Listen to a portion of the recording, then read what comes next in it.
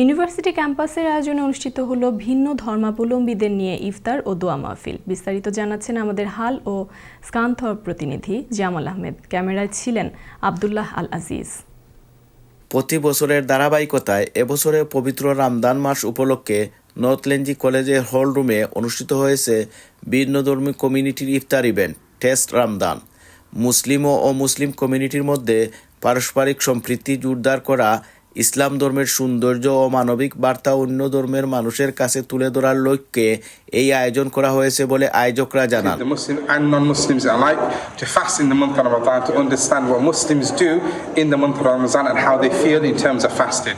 Non-Muslim ছিলেন ইফতার করতে, তারা মুসলিমের সাথে ইফতার করে আমাদের যে ধর্মের যে রীতিনীতি এগুলো শেয়ার করতেছেন, আমাদের দেখে খুব ভালো লাগতেছে। Compassion, sacrifices, unity.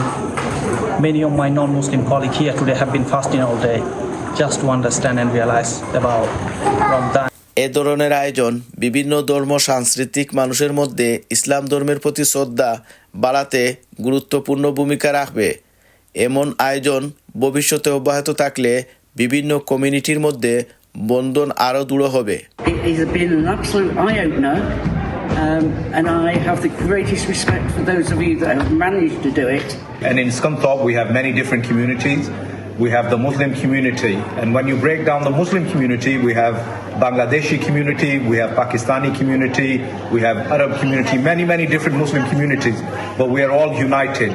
University campus Scunthorpe শহর থেকে Jamal Ahmed, channel S news.